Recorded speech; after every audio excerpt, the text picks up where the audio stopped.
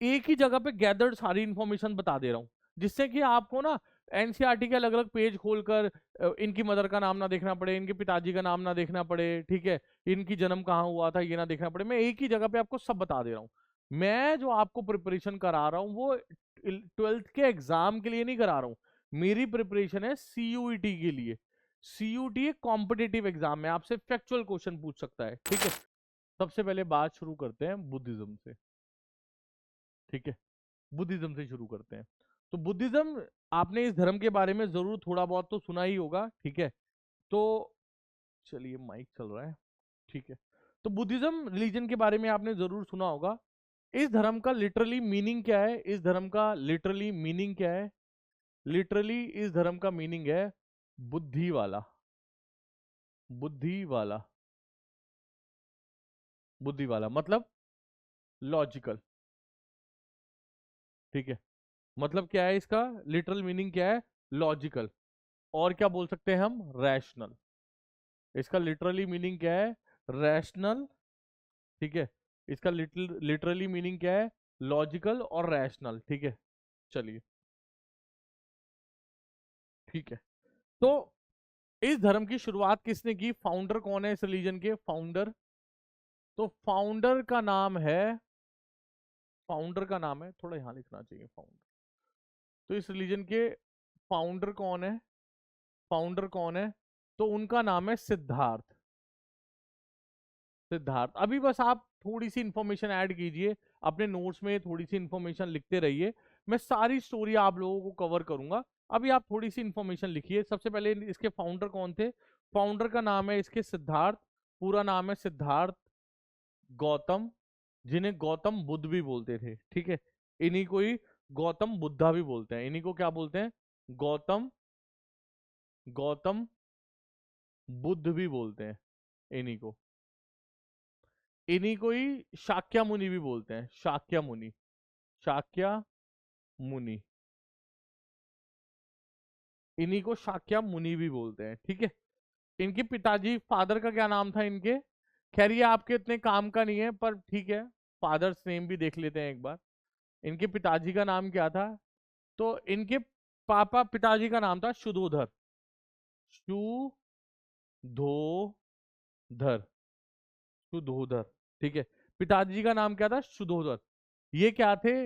ये रूलर थे, राजा थे, रूलर ऑफ शाक्या मुनि, शाक्या मुनि क्लैन। शाक्या मुनि क्लैन के रूलर थे ये, ठीक है। शाक्या मुनि क्लैन के रूलर थे ये। कहाँ पे है ये? नेपाल में, आप समझ लीजिए कहाँ पे है ये? नेपाल में, नेपाल में। वहां के ये राजा थे ये, ठीक है। इनकी मदर का नाम था, जो आपको, क्योंकि ये आने के चांस बहुत ज्यादा है, मदर का नाम, इनकी मदर का नाम था महामाया, महामाया,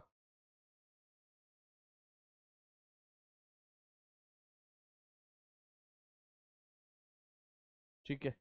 तो इनकी मदर का नाम क्या था? महामाया, जिनकी डेथ हो गई थी, डेथ हो गई थी just after, just after the birth of, birth of Siddharth. Labour pain की वजह से इनकी डेथ हो गई थी वैसे, ठीक है। तो सिद्धार्थ की जन्म के तुरंत बाद ही डेथ हो गई थी किसकी? महामाया की, ठीक है। तो महामाया ने इनको जन्म दिया, लेकिन इनको पाला किसने? फॉस्टर मदर कौन थी इसकी? फॉस्टर मदर कौन थी इनकी? तो इनकी फॉस्टर मदर का नाम था प्रजापति, प्रजापति गौतमी, प्रजापति गौतमी, जिन्होंने इनको पाला पोसा। देख रहे हो, इन्हीं का नाम जो है इनके नाम पे जुड़ता है, सिद्धार्थ गौतम, ठीक है। तो ये गौतमी वर्ड जो है, मतलब इन्हीं के नाम पे ही सिद्धार्थ का नाम भी आगे पड़ता है, ठीक है। इनका जन्म कहाँ पे हुआ था? बॉर्न कहाँ पे हुआ था इनका? बॉर्न, इनका बॉर्न हुआ था नेपाल में। और नेपाल में भी कहाँ पर हुआ था? तो इनका जन्म नेपाल में हुआ था। नेपाल में कहाँ हुआ था? लुम्बनी। तो लुम्बिनी के अंदर इनका जन्म हुआ था, ठीक है। नेपाल के लुम्बिनी में जन्म हुआ था किसका? सिद्धार्थ का। और कोई इंपॉर्टेंट बातें यहीं पे लिख लेते हैं, इंपॉर्टेंट बातें इनकी। देखिए दोस्तों, मैं आपको ना एक एक ही जगह पे गैदर्ड सारी इंफॉर्मेशन बता दे रहा हूँ, जिससे कि आपको ना एनसीईआरटी के अलग अलग पेज खोलकर इनकी मदर का नाम ना देखना पड़े, इनके पिताजी का नाम ना देखना पड़े, ठीक है, इनकी जन्म कहाँ हुआ था ये ना देखना पड़े। मैं एक ही जगह पे आपको सब बता दे रहा हूँ। मैं जो आपको प्रिपरेशन करा रहा हूँ वो 12th के एग्जाम के लिए नहीं करा रहा हूँ। मेरी प्रिपरेशन है सीयूईटी के लिए। सीयूटी एक कॉम्पिटेटिव एग्जाम है, आपसे फैक्चुअल क्वेश्चन पूछ सकता है, ठीक है। तो चलिए आगे चलते हैं, चलिए आगे चलते हैं। तो बॉर्न कहाँ हुआ? नेपाल में। कब हुआ इनका जन्म? तो इनका जन्म होता है, ये आपको याद रखना पड़ेगा, ये रट्टा है, ये आपको रट्टा करना पड़ेगा, 563 बीसी। जन्म कब हुआ इनका? 563 बीसी। और डेथ कब होती है? डेथ होती है इनकी 483 बीसी। इनकी डेथ कब होती है? डेथ कब होती है इनकी? 483 बीसी। 483 बीसी को इनकी डेथ हो जाती है, ठीक है। इनका सबसे फेवरेट फेवरेट स्टूडेंट बोल दूं या डिसाइपल बोल दूं? डिसाइपल या स्टूडेंट कौन था? तो इनका सबसे फेवरेट स्टूडेंट था किसका? बुद्ध का, ठीक है, सिद्धार्थ का। वो कौन था? आनंद। क्योंकि बुद्ध उपदेश देते थे ना, बुद्ध उपदेश देते थे ना, तो इनके उपदेश में ये सबसे अच्छा स्टूडेंट ये किसको मानते थे? आनंद को सबसे अच्छा स्टूडेंट ये माना करते थे, ठीक है, ठीक है। प्रजापति गौतमी के बारे में एक बात याद रखना, प्रजापति गौतमी के बारे में एक बात याद रखना, ये पहली लेडी थी, first lady, first lady who joined संघा। संघ के अंदर पहले बुद्ध ने सिर्फ आदमियों को ही एंट्री दी थी, महिलाओं की एंट्री बैन थी। ये पहली महिला थी जिसको आनंद के कहने पे बुद्ध ने कहा ओके आप भी संघ ज्वाइन कर सकते हो।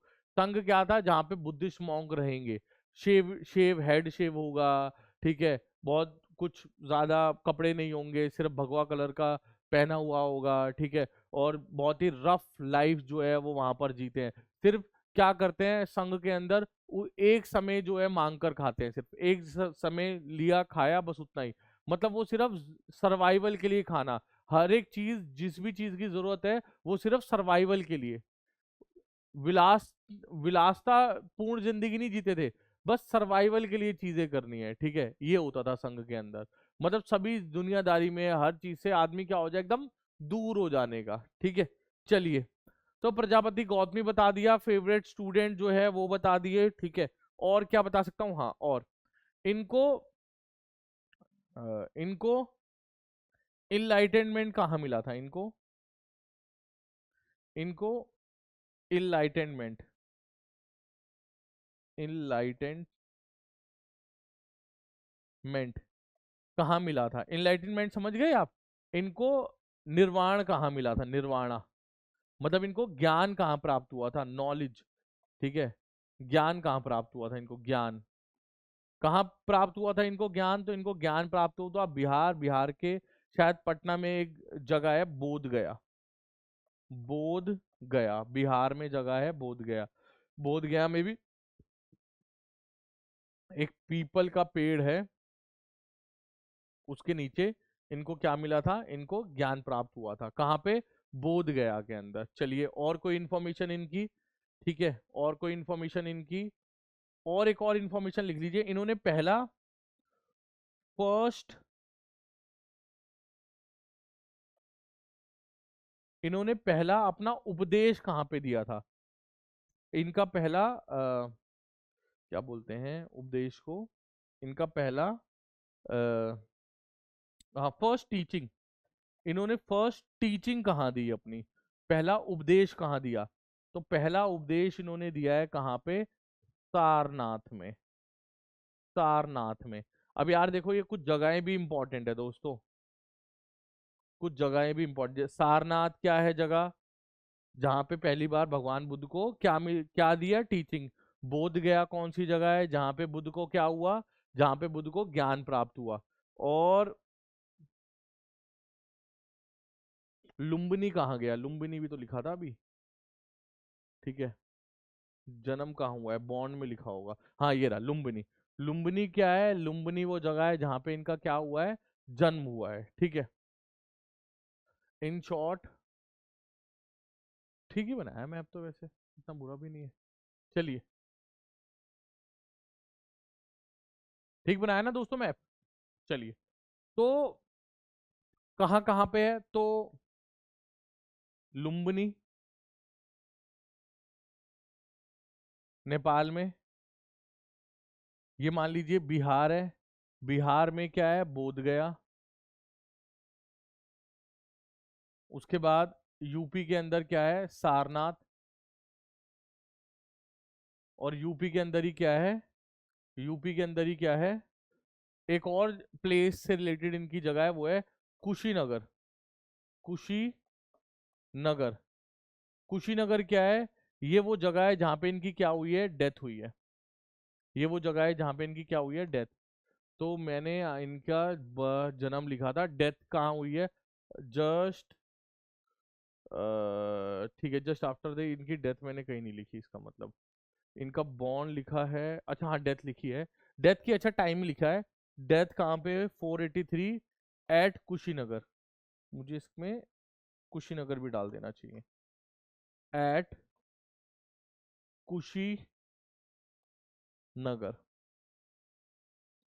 तो देख लीजिए दोस्तों, आपको मैप रिलेटेड ये चीज है वो बहुत इंपॉर्टेंट है, ठीक है।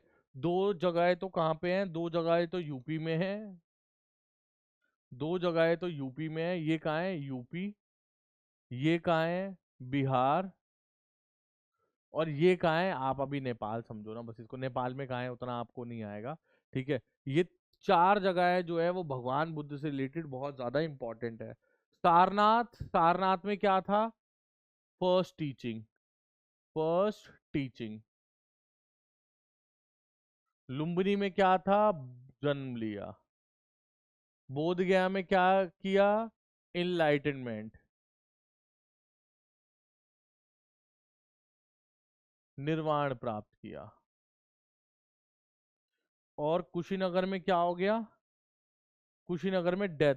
इसे भगवान बुद्ध की डेथ को बोलते हैं महापरिनिर्वाणा। प्लीज याद रखिएगा दोस्तों ये वर्ड, भगवान बुद्ध की डेथ को क्या बोलते हैं, महापरिनिर्वाणा, महापरिनिर्वाणा, महापरिनिर्वाणा। ठीक है, ज्ञान प्राप्त को क्या बोलते हैं, निर्वाणा, ठीक है। चलिए आगे चलते हैं दोस्तों, तो इसके बाद आगे चलते हैं। तो भगवान बुद्ध के बारे में मुझे लगता है मैंने आपको जितनी एक इंफॉर्मेशन की आपको जरूरत है एग्जाम पॉइंट ऑफ व्यू से, वो तो मैंने सारी दे दी है आपको। आगे चलते हैं फोर अब आगे चलते हैं और लिखते हैं four sacred events of Buddha. Buddha की जिंदगी से रिलेटेड क्या है, चार सबसे इंपॉर्टेंट क्या इवेंट्स के बारे में बात कर रहा हूं मैं, ठीक है। तो फाइव क्या है, ये सेक्रेड इवेंट्स है, ठीक है। फाइव क्या है, सेक्रेड इवेंट्स है। अब क्या है, तो देखो दोस्तों, मैं अगर आपको बुद्ध के बारे में बताऊं, तो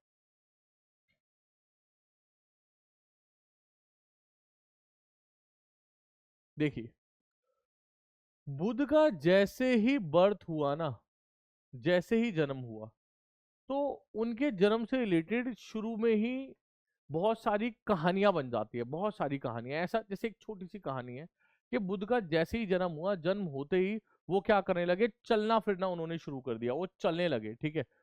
क्या होते ही, जन्म होते ही चलने लगे, ठीक है। और जैसे ही वो उन्होंने चलना शुरू कर दिया, तो जहां जहां भी वो चले वहां पे क्या हो गए, लोटस, वहां पे कमल के क्या हो गए, वहां वहां कमल के फूल जो है वो खिलने लगे, ठीक है। वहां वहां कमल के फूल खिलने लगे, ठीक है। ऐसी कहानी है। तो मैं अभी ये कहानी को आगे लेकर जाऊंगा। मैं यहाँ पे कुछ सिंबल्स भी बुद्ध के बता दूंगा हाथ के हाथ, कुछ बुद्ध के सिंबल्स जो हैं सिंबल्स जो है वो भी मैं बता दूंगा, बट अभी जो है मैं क्या बताना चाहता हूँ, बुध से रिलेटेड 4 सेक्रेड इवेंट। सो मेरा ये कहने का मतलब था, मैंने ये बात यहाँ पे इसलिए दोनों बातों को एसोसिएट किया कि बुध के जन्म के दौरान ही ना, बुध एक नॉर्मल आदमी नहीं है, ये बात बहुत ज्यादा प्रचलित थी। ठीक है, अब देखो एक्चुअली वो जन्म से ही, पैदा होते ही चलने लगे होंगे कि नहीं, ये तो आप समझ सकते हो कि किसी भी महान आदमी की महानता को ग्लोरीफाई करने के लिए इस तरीके की चीजें समटाइम्स की भी जाती है। चलिए, तो तो क्या होता है कि बुद्ध के जन्म के समय ही एक ज्योतिषी जो है वो एक भविष्यवाणी करते हैं, और वो ये बताते हैं कि बुद्ध जो है या तो ये बहुत बड़े नरेश बनेंगे, बहुत बड़े किंग बनेंगे, अदरवाइज इनकी कुंडली में बहुत हद तक चांस है कि ये क्या करेंगे, ये ग्रह त्याग देंगे। ठीक है, ये क्या करेंगे, ग्रह त्याग देंगे। अब बुद्ध के जो पिताजी थे शुद्धोधर, शाक्या मुनि क्लैन के रूलर, शाक्या क्लैन के रूलर, उनको बहुत बुरा लगा कि, पहले तो अच्छा लगा कि भाई ठीक है, अगर रूलर बनेंगे, बनेगा मेरा बेटा तो, बट ज्यादा चांस क्या बताया कि वो क्या करेंगे, वो घर छोड़कर चले जाएंगे। तो शुद्धोधर ने बचपन से ही ना बुद्ध को सारी ऐशो आराम महल के अंदर देनी शुरू किए। बुद्ध बोलूं या फिर मुझे शायद अभी तो वर्ड सिद्धार्थ ही यूज करना चाहिए, सिद्धार्थ को सारे ऐशो आराम महल के अंदर ही देने लगे, क्योंकि उन भविष्यवाणी की थी कि जिस दिन इसका जुड़ाव बाहर दुनिया से हुआ, उस दिन ये घर छोड़कर चला जाएगा। तो इसलिए उनको कभी घर से बाहर निकलने ही नहीं दिया करते थे, हमेशा क्या रखते थे, घर के अंदर रखते थे। ठीक है, इनकी उम्र भी बड़े हो गए थे, उस दौरान भी घर ही रहा करते थे। अब आसपास ही किसी जनपद से बुलावा आया इनको कि किसी राजा का राज्य अभिषेक था। इनके पिताजी बाई चांस की बात है तब राज्य में नहीं थे, तो इन्होंने कहा कि चलो ठीक है, मैं चला जाता हूँ।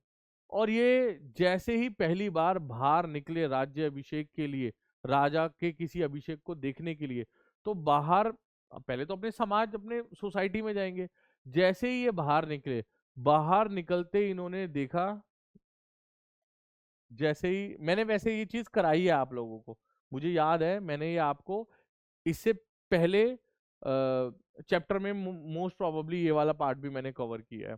चलिए, तो सबसे पहले जैसे ही ये घर से बाहर निकलते हैं, क्या देखते हैं, ये एक ओल्ड मैन। सबसे पहले क्या देखते हैं, एक ओल्ड मैन। ठीक है, कैसा, एक बूढ़ा आदमी। बूढ़ा आदमी क्या होता है, बहुत ज्यादा देखते हैं वल्नरेबल है ये। ठीक है, बहुत ज्यादा क्या है, वल हो, बहुत ज्यादा क्या है, वल्नरेबल है। ठीक है, बहुत ज्यादा वल्नरेबल है। ठीक है, बुढ़ापा चीज ही ऐसी होती है, बहुत ज्यादा वल्नरेबल होता है आदमी। ठीक है, हर चीज में उसको किसी ना किसी पे डिपेंड होना पड़ता है। ठीक है, हर चीज में वो किसी ना किसी का सहारा ही ले सकता है, अपने आप से बहुत सी सारी चीजें नहीं कर सकता, जैसा कि मैंने आप लोगों को पिछली क्लास में बहुत ज्यादा डिटेल में बताया था। तो ये देखते हैं कि बुढ़ापा कितनी मजबूर कर देता है इंसान को। एक बहुत ही हट्टा कट्टा आदमी जो अपनी जवानी में बहुत अपने आप पे घमंड रखता होगा, जिसको वो महिला या वो पुरुष जो अपनी खूबसूरती पे, अपनी त्वचा पर बहुत ज्यादा नाज करते थे, आज बुढ़ापे में उनकी त्वचा को कोई पूछ नहीं रहा है, उनके बॉडी को, उनके शरीर को। कोई जो इंसान जो बहुत कॉन्फिडेंस रखता था, आज उसका कॉन्फिडेंस जीरो हो चुका है। कोई व्यक्ति जो कहता था कि मेरी काया जो है निरोगी है, आज उसकी काया में सिर्फ रोग ही रोग है। तो आप समझ रहे हो, खूबसूरती, आपका कॉन्फिडेंस, आपका बल, आपका एवरीथिंग, बुढ़ापा सब छीन लेता है। ये बात आप याद रखिए सभी, कि आज आप पे जवानी है तो कल बुढ़ापा भी होगा। तो आप अपनी जवानी में इतना मत घमंड खाइए कि कल को आपका बुढ़ापा जो है वो आपके सारे घमंड को बराबर कर दे। ठीक है, चलिए, अभी तो खैर आप लोग बच्चे हैं, आप लोग मेरी ये बातें बहुत अच्छी तरीके से समझते होंगे। ठीक, आगे चलते हैं। तो सबसे पहले क्या मिला, ओल्ड मैन। ओल्ड मैन दूसरा, फिर क्या मिला, एक सिक मैन, एक कैसा, बीमार आदमी। बीमार आदमी क्या होता है, बीमार आदमी दोस्तों बहुत ज्यादा लाचार होता है, बहुत ज्यादा क्या कर रहा होता है, वो बहुत ज्यादा सफर कर रहा होता है, बहुत सफरिंग हो रही होती है एक बीमार आदमी को। ठीक है, बीमार आदमी, पेन, दर्द, दुख, तकलीफ, यही तो होती है बीमारी। ठीक है, वो सिर्फ तकलीफ सहन कर रहा होता है। बॉडी में इतनी शक्ति भी नहीं होती कि अपनी तकलीफ को इग्नोर कर दे या कोई एक एक्सट्रीम स्टेप ले ले। तो बहुत ज्यादा सिक मैन जो होता है वो क्या दिखाता है, सफरिंग, पेन, ठीक है, तकलीफ, सोरोनेस। चलिए उसके बाद अगला आता है, उसके बाद क्या देखा, अगली चीज क्या देखी, अगला देखा है डेड मैन। उसके बाद क्या देखा, डेड मैन। और डेड मैन में देखा इन्होंने कि यार जो डेड आदमी है ना उसके आसपास के लोग क्या है, बहुत ज्यादा सौरों में है, बहुत ज्यादा किस में है, दुख में है। कोई व्यक्ति जब दुनिया को छोड़ के चला जाता है तो ये इंसिडेंट सबके लिए बहुत ज्यादा क्या होता है, दुखदायक होता है। मतलब मैं कह रहा हूं कोई व्यक्ति ही क्यों, अगर आपने कभी जिंदगी में कोई पेट पाला है, कोई भी पेट पाला है, जब वो पेट मर जाए या उसकी तबीयत खराब हो जाए या वो खाना ना खाए, तो यदि आप सच में पेट लवर होंगे तो आपको बड़ी तकलीफ होगी, आपके दिल को बड़ी चोट पहुंचेगी। और ये बात तो एक पेट की हो रही है, जब आपके खुद के कोई सगे संबंधी, जब वो उनकी डेथ हो जाती है, सबके घर में डेथ होती है, कोई ऐसा नहीं है जिसके घर में डेथ नहीं होगी, जब उनकी डेथ हो जाती है तो कितना ज्यादा उनको फर्क पड़ता है, उनके जीवन में कितना बड़ा एक सूनापन आता है, कितना बड़ा रिक्त स्थान आता है। तो ये रिक्त स्थान, ये सूनापन, ये खालीपन क्या क्रिएट करता है, सौरो। सभी लोगों को डर है, दुख है, किसका, अपने किसी सगे संबंधी को जाने का। और फोर्थ नंबर पे देखते हैं किसको, एक सेंट को। एक किसको देखते हैं, सेंट को, या फिर मैं बोलूं एक सेंट ही, चलो सेंट ही रहने देते हैं, ठीक है। किसको देखते हैं, एक सेंट को, ठीक है। और देखते हैं कि भाई उस सेंट जो है वो बहुत बड़ी उम्र का है, पर आराम से चल रहा है, आराम से चल रहा है, पहाड़ों में, गुफाओं में, जंगलों में, कोई तकलीफ नहीं है उसको। उसको ना भूख है, ना उसको नींद है, ना उसको कोई लग्जरी चाहिए, ना उसको बुढ़ापा सता रहा है, ना उसको किसी प्रकार की कोई इलनेस है, ना उसको कोई बीमारी है, ना उसको किसी के प्रति जुड़ाव है, ना ही उसको किसी के प्रति सौरो है। वो जीवन के हर बंधन से बिल्कुल क्या है, हर बंधन से, दुनिया के जीवन के हर बंधन से क्या है, बिल्कुल सेपरेट है। उसको कुछ चीज फर्क नहीं डाल रही है, उसको किसी की मृत्यु तकलीफ नहीं डाल रही है, उसको किसी का जन्म तकलीफ नहीं डाल रहा है, ठीक है। उसकी खुद की भी मृत्यु होगी, वो भी किसी को तकलीफ नहीं करेगी।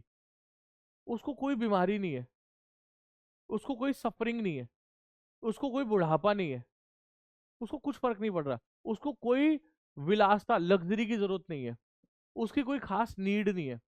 उसका कंट्रोल है, वो बिना सोए भी रह सकता है और सो के भी रह सकता है, वो बिना खाए भी रह सकता है।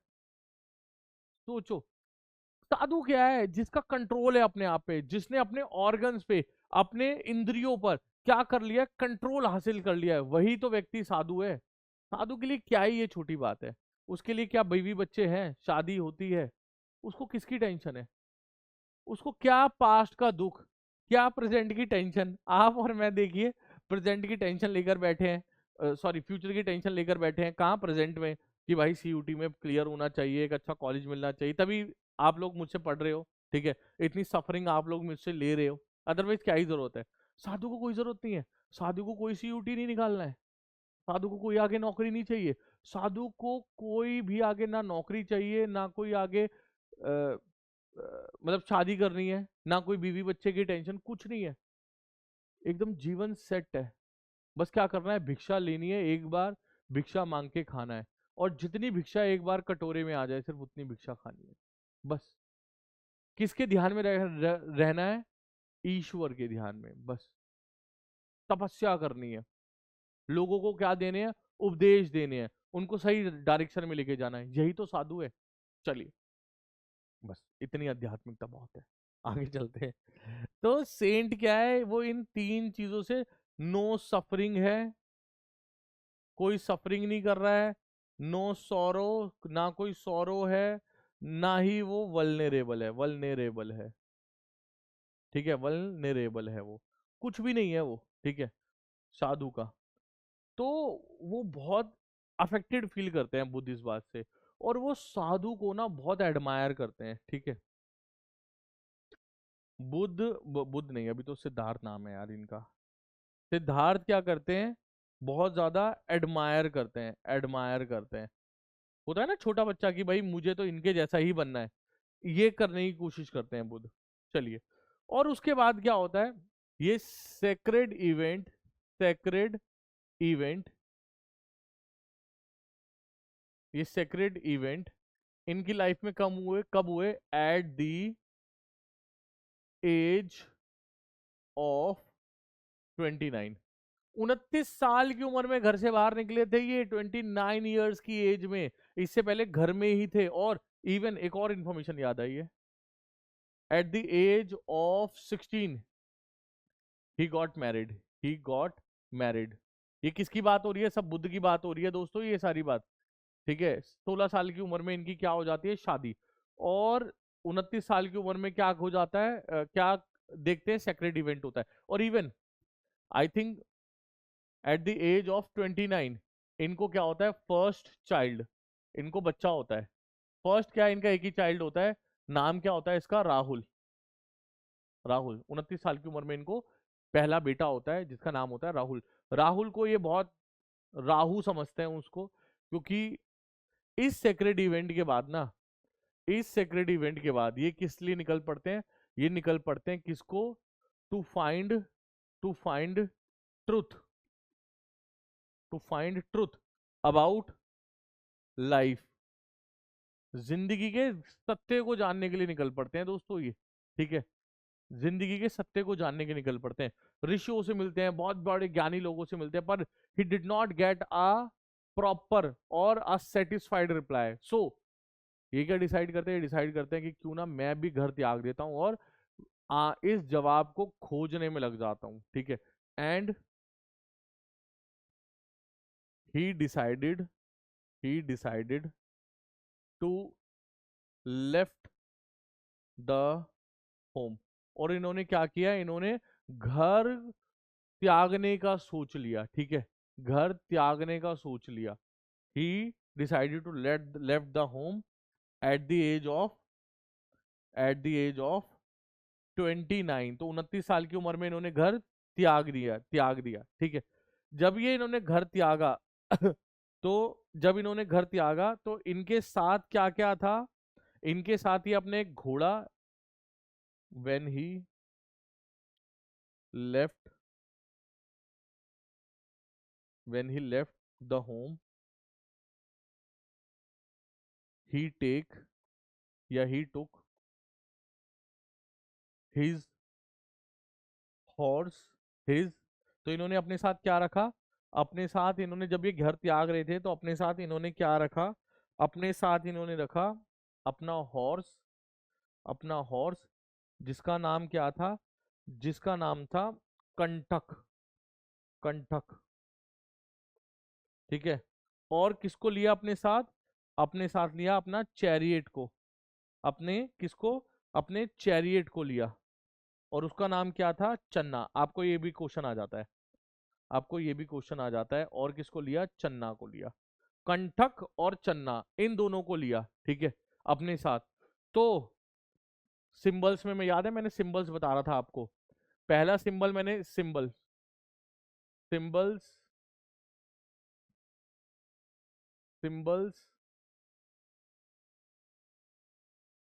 Related with Buddha's life, Buddha, Buddha के जीवन से संबंधित कुछ क्या मैं सिंबल बता रहा था। पहला सिंबल तो मैंने क्या बताया आपको, लोटस। लोटस किससे रिलेटेड है, याद है ना, बर्थ से रिलेटेड।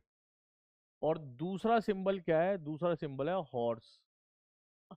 हॉर्स से किससे संबंधित है, sacrifice, sacrifice of home, sacrifice of home. ठीक है, तो अगला सिंबल क्या है, अगला सिंबल है घोड़ा। ठीक है, अगला सिंबल क्या है इनका, घोड़ा। आगे मैं ऐसे करके और भी सिंबल बताऊंगा, जैसे थर्ड सिंबल है बुल, थर्ड सिंबल है बुल। ठीक है, बुल किससे रिलेटेड है, लाइवलीहुड से रिलेटेड। ठीक है, लाइवलीहुड। ठीक है, चलिए आगे आगे चलते हैं। चलिए, तो इन्होंने डिसाइड किया कि मैं घर त्याग दूंगा, कितनी उम्र में डिसाइड किया, एट द एज ऑफ 29। और इन्होंने घर त्याग दिया 29 साल की उम्र में, ठीक है, जब तक इनके बेटे का जन्म हो चुका था। और अपने साथ किसको लेकर गए? अपने हॉर्स को लेकर गए, कंठक को, अपने हॉर्स कंठक, और अपने एक चैरियट, रथ चराने वाला, कौन? चन्ना, ठीक है। उसके बाद बाय 6 ईयर, देखो 6 भी लिखा आ जाता है, वैसे 6 ही राइट आंसर है, चलिए 6 रहने। बाय 6 ईयर ऑफ मेडिटेशन, या मुझे क्या बोलना चाहिए, ध्यान, ठीक है, या क्या बोलना चाहिए, तपस्या, तपस्या, ठीक है। 6 साल इन्होंने क्या किया? लगातार तपस्या की, ठीक है। और he got he got enlightenment.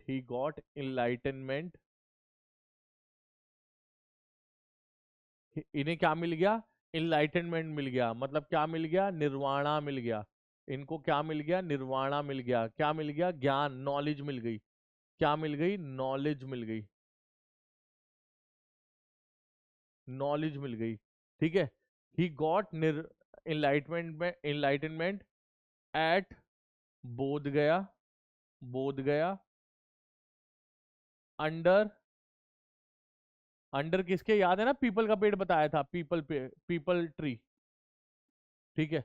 और कितनी उम्र में? At the age of at the age of 35, है ना, 29 में छोड़ा था, ठीक है। देखिए आपको यहां पर 6 ईयर्स भी आ सकता है या 7 भी आ सकता है, ठीक है। तो अगर एकदम 29 से जोड़ोगे, 29, 29, 30, 31, 32, 33, 34, 35, तो ऐसा 7 साल, ठीक है।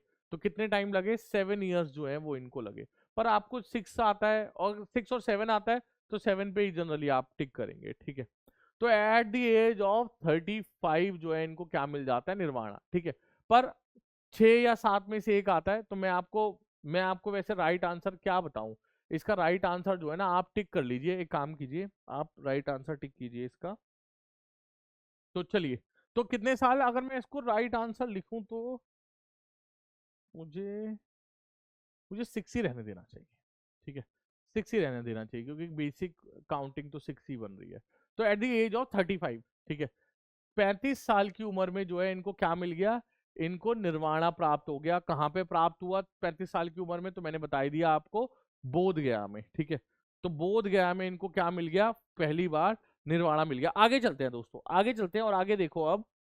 तो आगे क्या किया है इसने? तो आगे इन्होंने, सॉरी, फिर उसके बाद at the age of 35 he gave first, इन्होंने पहला क्या दिया? At the age of 35 he gave first sermon, sermon बोल सकते हैं, या फिर teaching should be the right word. इन्होंने पहली टीचिंग दी कब? At the age of 35। कहां पर दी टीचिंग पहली? सारनाथ में। कहां पे दी इन्होंने? सारनाथ के अंदर, ठीक है। पहली टीचिंग कहां दी? सारनाथ। सारनाथ कहां पे है? यूपी। यूपी में कहां पे? वाराणसी के पास, ठीक है। एक पार्क है, डियर पार्क, वहां पे शायद, अब ये गलत भी हो सकता है, बट ये इतनी बात तो बिल्कुल करेक्ट है। डियर पार्क वाली जो है मैंने अभी हाल फिलहाल में ही पढ़ी थी, पर आप लोगों के लिए जरूरी नहीं है उसको बहुत ज्यादा याद करना। तो at the age of 35 he gave his first sermon, और जो इन्होंने पहला sermon दिया था, इसको बोलते हैं, इस घटना को बोलते हैं, इस घटना को बोलते हैं, इन्होंने जो पहला सारनाथ में टीचिंग दी थी, इसको बोलते हैं धर्म चक्र, चक्र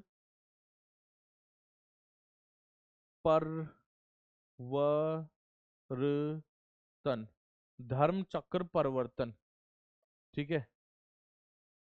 इसको बोलते हैं धर्म चक्र परिवर्तन। और इस सिंबल को, इस सिंबल को, बहुत सारे सिंबल लिखे हैं ना, जैसे लोटस लिखा था, लोटस के बाद क्या लिखा था? लोटस के बाद मैंने आई थिंक हॉर्स लिखा था। हॉर्स के बाद बुल लिखा था।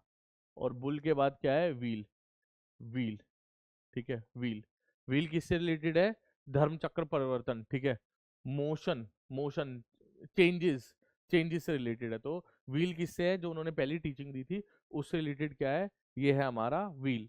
चलिए, अब आगे चलते हैं, हम लोग आगे बढ़ते हैं। तो दोस्तों,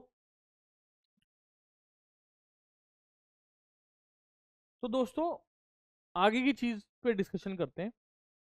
आगे की चीज है कि बुद्ध जिंदगी भर क्या देते हैं? उपदेश देते हैं, टीचिंग्स देते हैं।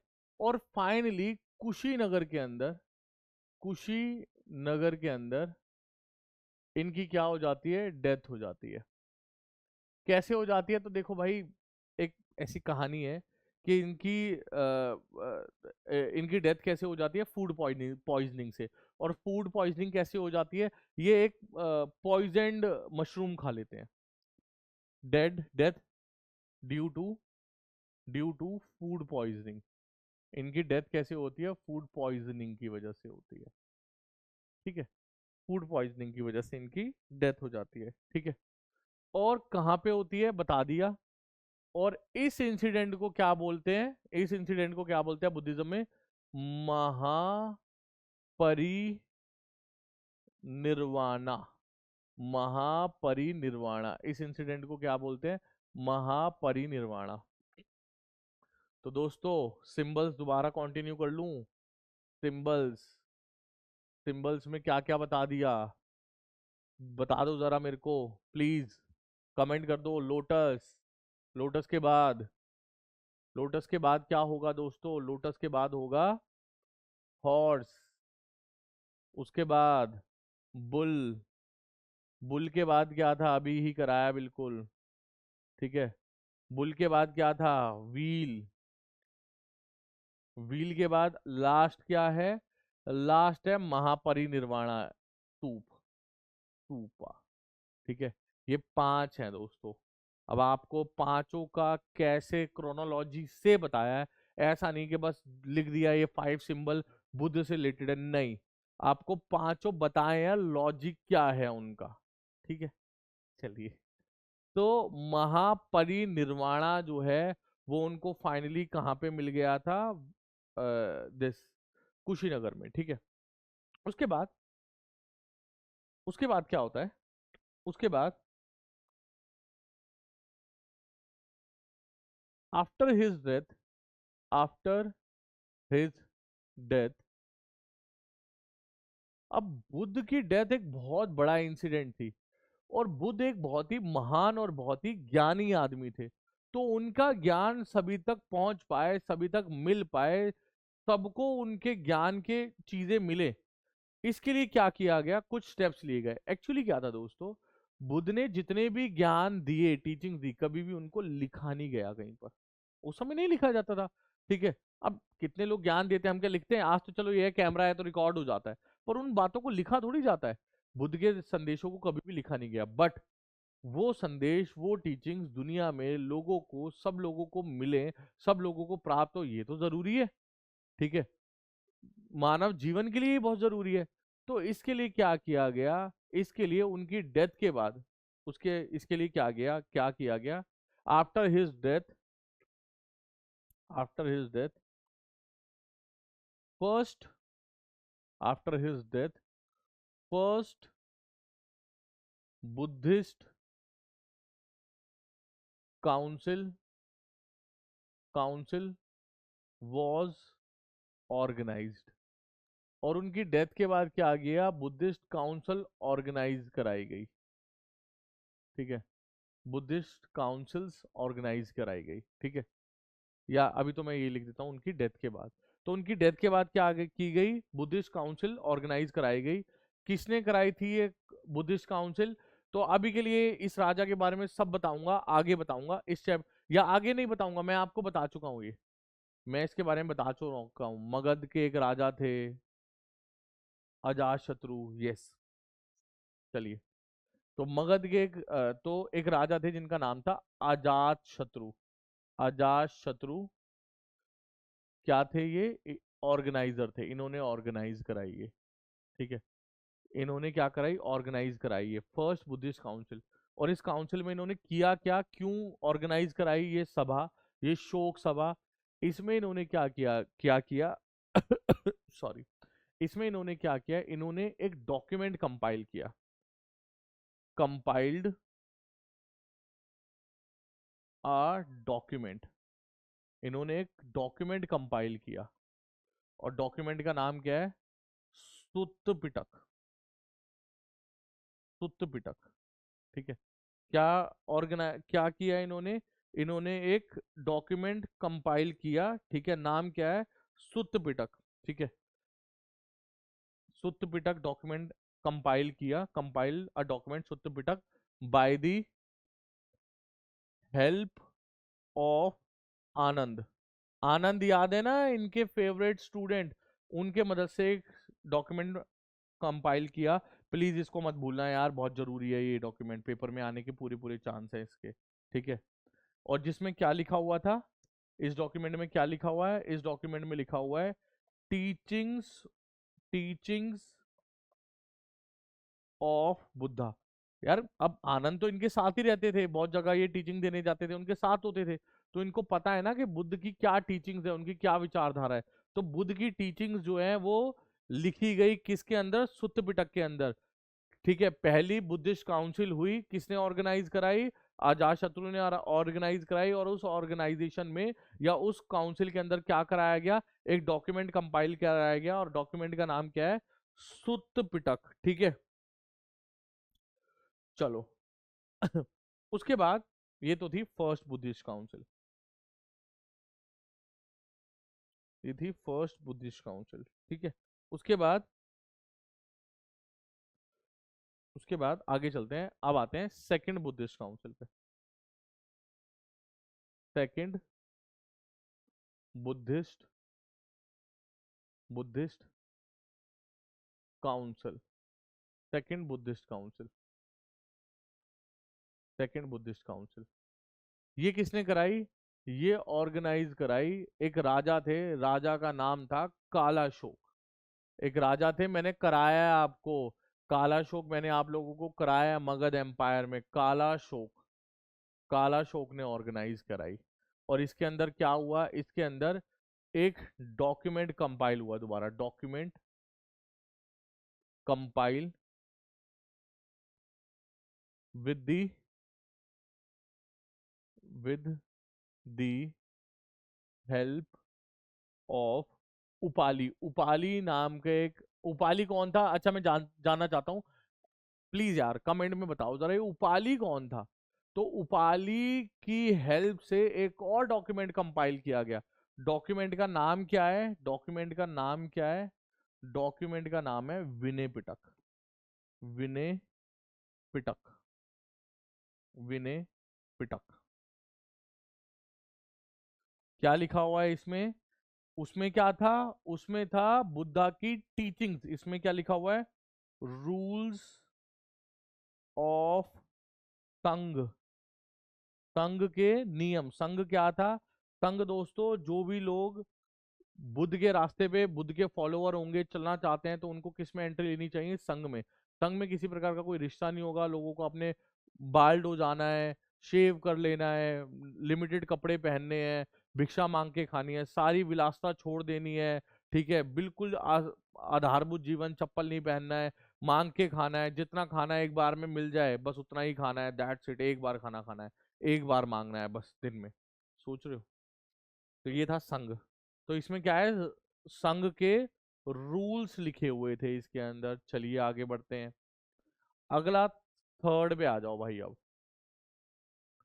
Third Buddhist, Buddhist council, third Buddhist council किसने कराई? ये कराई अशोक ने। अशोक मौर्य साम्राज्य के राजा, सम्राट अशोक जिसे बोलते थे। ठीक है, और इसमें क्या हुआ? इसमें क्या हुआ? इसके अंदर जो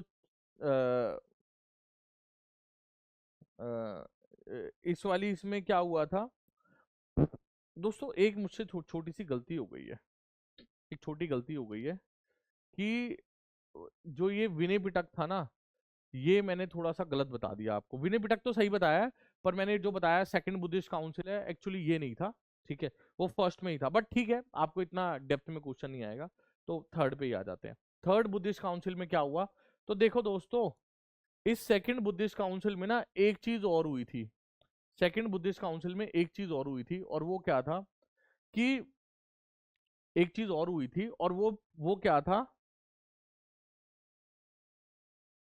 हाँ, एक चीज और हुई थी इस समय पे सेकंड बुद्धिस्ट काउंसिल पे। वो क्या थी कि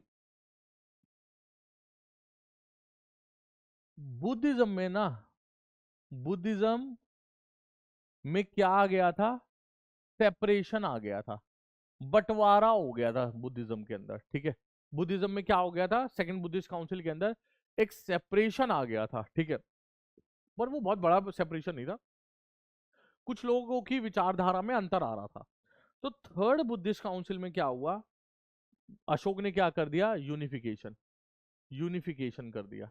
ठीक है, कहा भाई बुद्ध धर्म में कोई बंटवारा नहीं होगा किसी प्रकार का। ठीक है, और सभी क्या है, सभी जो है वो एक ही रहेंगे बुद्धिज्म के अंदर। ठीक है, तो क्या कर दिया, जो वो यूनिफिकेशन कर दिया, ठीक है, कैंसल कर दिया स्प्लिट, जो बुद्धिज्म के अंदर स्प्लिट आया था उसको क्या कर दिया, कैंसिल कर दिया। बुद्ध ने उसको क्या कर दिया, अशोक ने क्या कर दिया, कैंसिल कर दिया। और एक डॉक्यूमेंट बना, डॉक्यूमेंट, एक डॉक्यूमेंट कंपाइल हुआ। डॉक्यूमेंट का नाम क्या है, डॉक्यूमेंट का नाम है अभिधम्म पिटक, अभिधम्म पिटक। और इसमें क्या लिखा हुआ था, इसमें लिखी हुई थी philosophy of Buddha, philosophy, philosophy of Buddha, philosophy of Buddha, ये लिखी हुई थी किसमें, अभिधम्म पिटक के अंदर। ठीक है, कितने पिटक हो गए, थ्री पिटक्स हो गए, थ्री पिटक हो गए अब, थ्री पिटक्स, इसको ती पिटक भी बोलते हैं, इसको ती पिटक भी बोलते हैं, थ्री पिटक या ती पिटक। कौन कौन से, तो आप तो समझ गए होगे यार, कौन कौन से, सुत्त पिटक, सुत्त पिटक, विनय पिटक, विनय पिटक,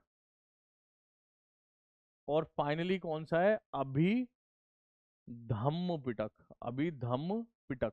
ठीक है, तो ये क्या हो गए, ये क्या हो गए, ये तीन पिटक हो गए। ठीक है, तो आगे चलते हैं, तो आगे चलते हैं। Fourth Buddhist, Buddhist, fourth Buddhist, Buddhist council. ठीक है, फोर्थ बुद्धिस्ट काउंसिल किसने कराई, तो राजा थे कनिष्क, कनिष्क जो थे वो ऑर्गेनाइजर थे।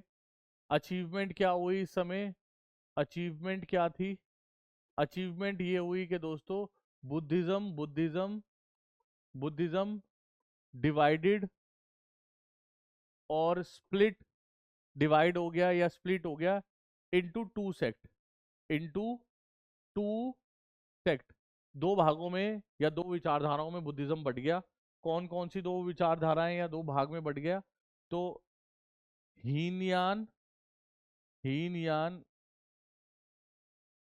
हीनयान, और दूसरा महायान, महायान।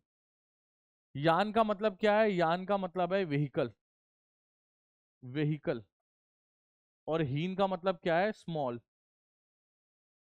ठीक है, स्मॉल व्हीकल, और महायान का मतलब क्या है, large vehicle, large vehicle, vehicle, large vehicle. ठीक है, इसका मतलब क्या है, हीनयान वाले क्या है, ये स्मॉल व्हीकल, मतलब इनकी ये सिर्फ बुद्ध ने जो बातें बताई हैं, बुद्ध ने जो आइडियाज बताए हैं, सिर्फ उन्हीं पे रहेंगे। ठीक है, ये बुद्ध को क्या मानेंगे, सिर्फ बुद्ध को मानेंगे एक ह्यूमन। महायान वाले क्या है, ये जो आसपास और भी जो नए नए डेवलपमेंट्स हो रहे हैं और बाकी धर्मों से भी चीजें लेंगे, और बुद्ध को ये सिर्फ एक ह्यूमन नहीं मानेंगे, क्या मानेंगे बुद्ध को एक, यस, भगवान मानेंगे बुद्ध को। ये क्या करेंगे, ये बुद्ध के टेम्पल्स बनाने शुरू करेंगे, ये क्या करेंगे, बुद्ध की मूर्तियां बनानी शुरू करेंगे, ठीक है। ये बुद्ध, देखिए दोस्तों, वैसे बुद्ध ये बोलकर गए थे, बुद्ध ये हमेशा कहते थे कि कभी भी मेरा मंदिर मत बनाना, कभी भी मेरी पूजा मत करना, ठीक है। पर सी, हम भारतीय लोग तो महायान वाले लोग क्या है, ये बुद्ध की पूजा करते हैं। देखिए हम भारतीय लोगों का ऐसा है कि हम किसी भी चीज को जब बहुत अप्रिशिएट करते हैं तो उसको वर्शिप करने लगते हैं, उसको बहुत अलग लेवल पे उसको फॉलो करने लग जाते हैं, ठीक है। तो महायान और हीनयान में बुद्धिज्म जो है ये इन पार्ट में बढ़ गया, ठीक है दोस्तों। तो बुद्धिज्म से रिगार्डिंग मैंने जो है ऑलमोस्ट आपको सारी इन्फॉर्मेशन दे दी है। हम लोगों ने बुद्धिज्म की ऑलमोस्ट सारी चीजें देख ली है, फोर नोबल ट्रूथ हमने देख लिए, हम लोगों ने काउंसिल देख लिए, हम लोगों ने विनय पिटक, सुत्त पिटक, अभी धम्म पिटक जो है हम लोगों ने देख लिए। बुद्धिज्म में जो डिवीजन है वो हम लोगों ने देख लिया, महायान और हीनयान। अगर आप बोलेंगे डिफरेंस तो डिफरेंस भी है। ये बुद्ध को क्या मानते थे, considered, considered Buddha as human. ये बुद्ध को क्या मानते थे, ह्यूमन मानते थे। ये क्या मानते थे, गॉड, ये गॉड मानते थे। ये वर्शिप नहीं करते थे, वर्शिप नहीं करते थे, ये डू वर्शिप। ये क्या करेंगे, बुद्ध की वर्शिप करेंगे। ये क्या बनाएंगे, बुद्ध के टेम्पल्स बनाएंगे, ठीक है। तो महायान और हीनयान में दोस्तों ये क्या था, ये था डिफरेंस। अब आगे चलते हैं, हम लोग आगे की तरफ चलते हैं। मुझे लगता है मैंने सारी बातें आप लोगों को यहाँ क्लियर कर दी हैं अभी के लिए। तो अभी के लिए सब क्लियर कर दिया, बस हाँ एक छोटी सी बात रह गई है शायद, मुझे एक छोटी सी बात और ऐड करानी थी। अगले पेज पे कर लेते हैं। हाँ कौन सा पेपर लगना है, कितना मर्जी कुछ भी ऐड कर लो, चलिए। एक और बात ऐड करानी थी मुझे ना, दो लिटरेचर या दो डॉक्यूमेंट्स के बारे में और बताना था आपको, ठीक है। दो लिटरेचर थे या दो क्या थे, डॉक्यूमेंट हैं, उनके बारे में और बताना है, ठीक है, बुद्ध, रिगार्डिंग बुद्धिज्म। पहला है दीपवंश, दीप वंश, और दूसरा है महावंश। तो दोनों की बात ये बता देता हूँ। रिगार्डिंग, किसके रिगार्डिंग है ये, रिगार्डिंग बुद्धिज्म है, बुद्धिज्म है। रिगार्डिंग किसके हैं, बुद्धिज्म के रिगार्डिंग है। कहाँ के डॉक्यूमेंट है, कहाँ, रीजनल डॉक्यूमेंट है ये, कहाँ के, डॉक्यूमेंट ऑफ श्रीलंका। कहाँ के डॉक्यूमेंट है ये, श्रीलंका के डॉक्यूमेंट है, ठीक है। बस इतनी बात आप लोगों के लिए काफी है, इससे ज्यादा आपको नहीं आएगा। श्रीलंका में लिखे गए थे। तो अब हमें आगे चलना चाहिए, ठीक है। अब हम लोगों ने बहुत इंफॉर्मेशन इसके बारे में एक्वायर कर ली है, अब हमें जैनिज्म की तरफ चलना चाहिए। चलिए अब हम आगे डिस्कशन को आगे बढ़ाते हैं, और आगे बढ़ाते हुए अब हम डील करते हैं किसके बारे में, अब हम डील करते हैं जैनिज्म के बारे में। चलिए, अच्छा जैनिज्म से पहले एक चीज और बुद्धिज्म में रह गई है, एक लास्ट चीज और है, वो है बुद्धिस्ट आर्किटेक्चर।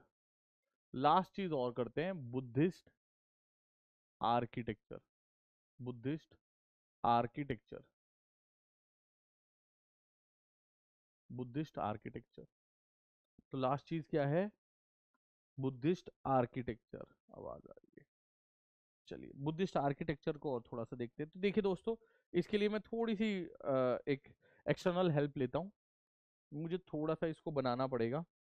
तो बुद्धिस्ट आर्किटेक्चर कैसा होता है, तो बुद्धिस्ट आर्किटेक्चर में मैं बात करना चाहता हूँ स्तूप की, अभी फिलहाल में स्तूप या स्तूपा भी बोलते हैं जिसको। तो स्तूपा की सबसे पहली खासियत कैसा है, ऐसा आउल शेप जो, ओवल शेप या अंडाकार जो है वो स्तूपा हमें देखने को मिलता है, ठीक है। और इस स्तूप के इस स्तूप के चारों तरफ ऐसे क्या होता है, रेलिंग्स होती है। स्तूप के चारों तरफ क्या होती है, रेलिंग्स होती है, ठीक है। चारों तरफ स्तूप के क्या होती है, रेलिंग्स होती है, ठीक है।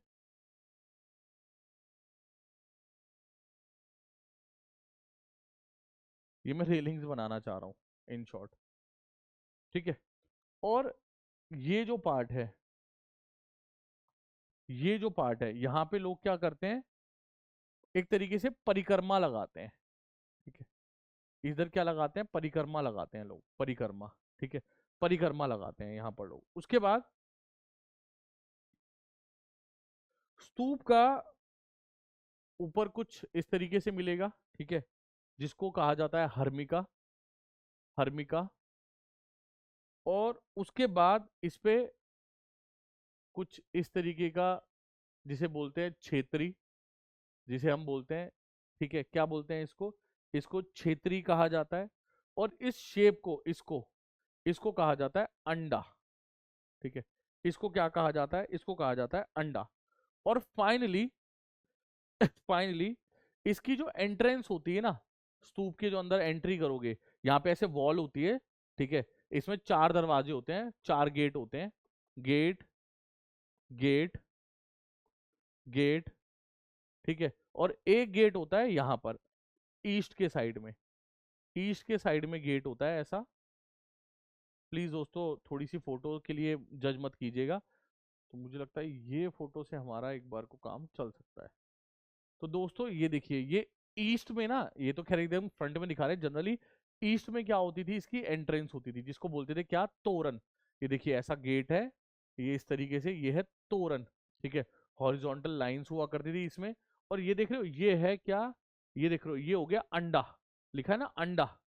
और ये जो जहां पे चक्कर लगा रहे हैं उसको क्या बोलते थे, ठीक है, जहां पे चक्कर लगा रहे थे इसको बोलते थे परदेशिका करके। और उसके बाद नीचे यहाँ पे भी एक जगह होती थी जिसको मेधी बोलते थे, इसको क्या बोलते थे याद है, ये ऊपर बनाया था, ठीक है, इसको बोलते थे याद है हर्मिका। और ऊपर इसको क्या बोलते थे, छत्र बोलते थे, ठीक है, ओके। यहाँ पे क्या थी, ये रही ये रेलिंग, ठीक है, ये रेलिंग जिसे परदेशिका बोलते थे या वेदिका भी बोलते थे, वो रेलिंग। और ये रहा मैदी।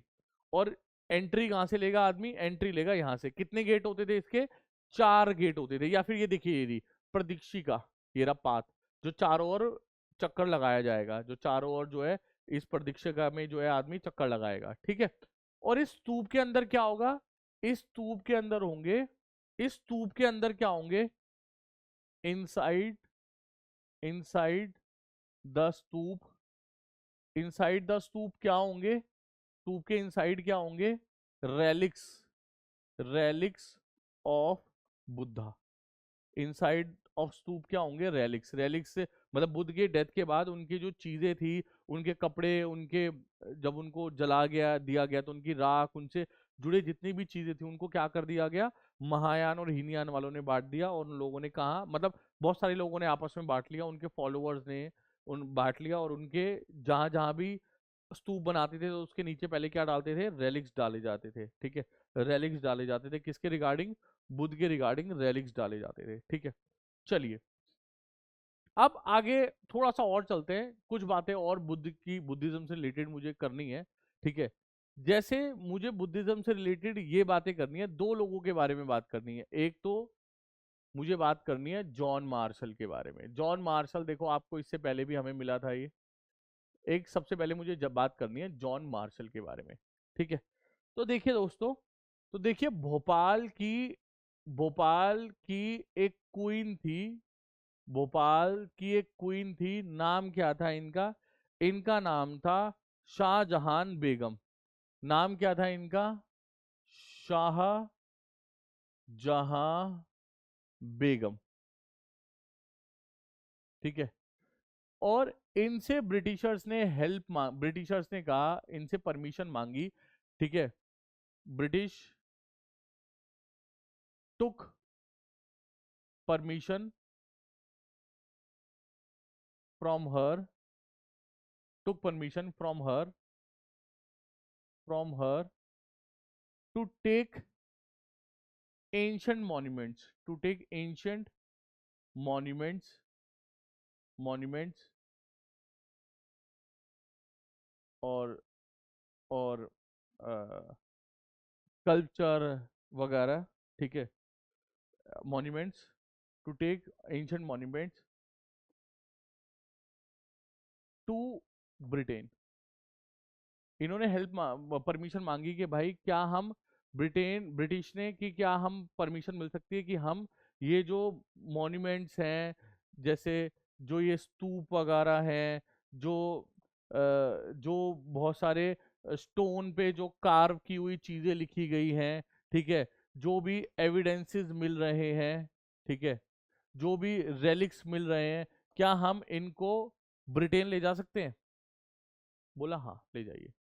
ठीक है, क्योंकि हिस्ट्री के बारे में पता ही नहीं है, हमारे इतिहास के बारे में, हम लोगों के ग्रेटनेस के बारे में, ग्लोरिफिकेशन के बारे में पता ही नहीं है। ठीक है, तो उन्होंने क्या कर दिया, उन्होंने हाँ कर दिया। फिर finally John Marshall, John Marshall provide info to, info to Jahan Begum for these ancient sources, ancient sources.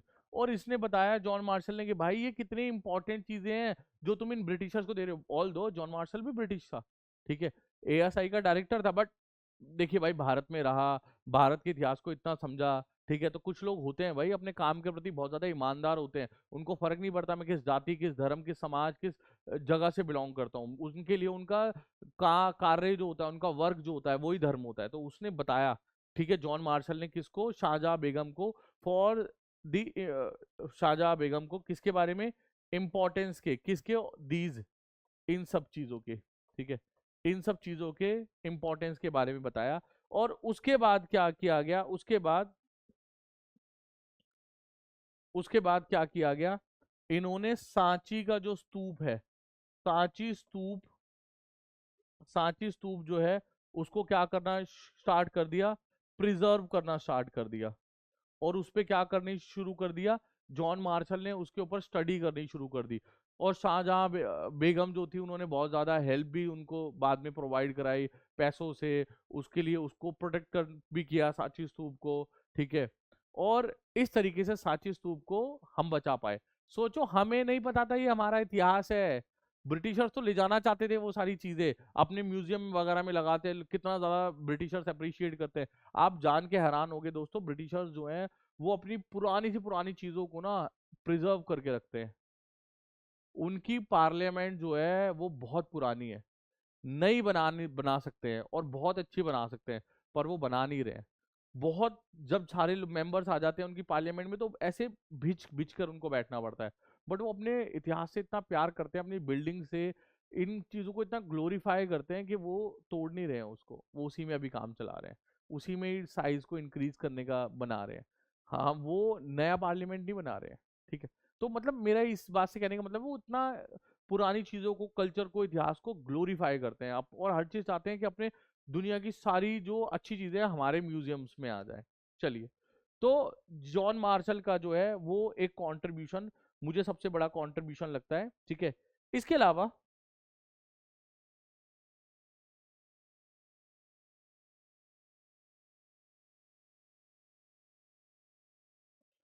इसके अलावा तो ये तो किसके बारे में था, सांची स्तूप के बारे में, किसके बारे में था, सांची स्तूप में। और सांची स्तूप में जॉन मार्शल का कंट्रीब्यूशन है इसको प्रिजर्व करने के लिए। ठीक है, इसको प्रिजर्व करने के लिए। उसके बाद, उसके बाद अगले इंसान है, अगला इंसान है जिनका नाम है, जिनका नाम है Walter, Walter, Walter Lloyd, Elliot, Elliot, Walter Elliot. ठीक है, इन्होंने क्या किया, इन्होंने ना, इन्होंने, इनका कंट्रीब्यूशन क्या है, तो इन्होंने आंध्र प्रदेश, आंध्र प्रदेश, आंध्र प्रदेश में गुंटूर नाम की जो जगह है, आंध्र प्रदेश गुंटूर नाम की जो जगह है, ठीक है, आंध्र प्रदेश गुंटूर नाम की जो जगह है, वहां से ये क्या थे, वहां से इन्होंने क्या कलेक्ट किया, आंध्र प्रदेश गुंटूर नाम की जो जगह है वहां से क्या किया, ही कलेक्टेड, ही कलेक्टेड सेवरल, सेवरल,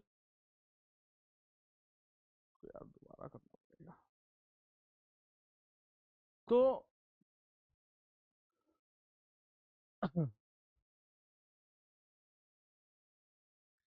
तो एक आदमी तो मैंने जिनके बारे में बात कर ली है, तो वो तो थे जॉन मार्शल। दूसरे आदमी जो हैं रिलेटेड टू आर्किटेक्चर, वो है Walter Walter Elliot Elliot Walter Elliot. तो क्या किया इन्होंने 1845 से ही इन्होंने क्या किया, अमरावती का जो इलाका है वहां पे क्या करना शुरू किया, एक्सकेवेशन शुरू की। ठीक है, वहां पे क्या करना शुरू किया, स्टडी करना शुरू किया। ठीक है, वहां पे इन्होंने स्टडी करना शुरू किया। ठीक है, ये क्या थे, ये कमिश्नर थे, कमिश्नर थे, कमिश्नर ऑफ, ये कौन थे, कमिश्नर ऑफ आंध्र प्रदेश। आंध्र प्रदेश, आंध्र प्रदेश, जगह का नाम क्या है, गुंटूर। गुंटूर, जगह का नाम क्या है, गुंटूर। आंध्र प्रदेश, गुंटूर, यहाँ के क्या थे ये कमिश्नर थे। ठीक है, तो अमरावती में इन्होंने विजिट किया, वहां पे क्या की, एक्सकेवेशन की। ठीक है, और ठीक है, क्या किया इन्होंने, बहुत सारी एक्सकेवेशन की। ठीक है, एक्सकेवेशन की, और ठीक है, एंड ही कलेक्टेड, इन्होंने क्या किया, कलेक्ट किया, ही कलेक्टेड ही कलेक्टेड क्या, several sculpture, sculpture remainings, remainings, इन्होंने क्या किया, बहुत सारे स्कल्पचर, बहुत सारी इमारतों के कुछ रिमेनिंग्स जो है ना, वो इन्होंने क्या किए, स्कल्पचर्स के पीनल्स को, रिमेनिंग्स को या पीनल्स को क्या किया, कलेक्ट कर लिया। ठीक है, कलेक्ट कर लिया, और उसको जो लोकल कॉलेज था वहां सबमिट नहीं कराया, कहाँ ले गए, कहाँ ले गए, मद्रास, मद्रास, चेन्नई, मद्रास चेन्नई ले गए। ठीक है, और वहां जाके उसको क्या किया, स्टडी किया, और स्टडी करने के बाद ये बताया कि भाई यहां पर क्या था, एक अमरावती में क्या था, Amaravati had a biggest biggest stupa, और बताया कि अमरावती में क्या था, एक बहुत बड़ा स्तूप था, बट वो अब अवेलेबल नहीं था। सांची वाला तो बच गया जॉन मार्शल की वजह से, जो रानी थी शाहजहां बेगम, उसको समझा दिया था, पर ये स्तूप खत्म हो चुका था बिल्कुल। इसके सिर्फ क्या बचे थे, रिमेनिंग अवशेष, पीनिल्स जो हैं वो बचे हुए थे, सॉरी। ठीक है, और इसने स्टडी करके ये बताया, इवन जो ये रिमेनिंग्स बचे थे ना, इसको बोला जाता है वॉल्टर्स, ये जो रिमेनिंग बचे थे ना, इन रिमेनिंग को कहा जाता है, ये जो रिमेनिंग्स बचे थे, ये रिमेनिंग्स जो बचे थे, ठीक है, इनको बोला जाता है वॉल्टर्स, वॉल्टर्स, वॉल्टर्स मार्बल। मतलब समझ रहे हो, उसको मार्बल की श्रेणी दी है कि वॉल्टर ने क्या ढूंढ लिए थे, मार्बल ढूंढ लिए थे। ठीक है, तो इस तरीके से इसने किसके बारे में बताया, अमरावती स्तूप के बारे में बताया। ठीक है, अमरावती कैसा था, बिगेस्ट स्तूप था। ठीक है, लार्जेस्ट स्तूप था, कहाँ का, बुद्धिज्म का। ठीक है, चलिए, तो आज अभी जो है, अभी तक हम लोगों ने बुद्धिज्म के बारे में इनफ इंफॉर्मेशन जो है वो कैरी कर ली है। अब हम फाइनली केयरफुली जैनिज्म की तरफ जो है वो जा सकते हैं। तो दोस्तों,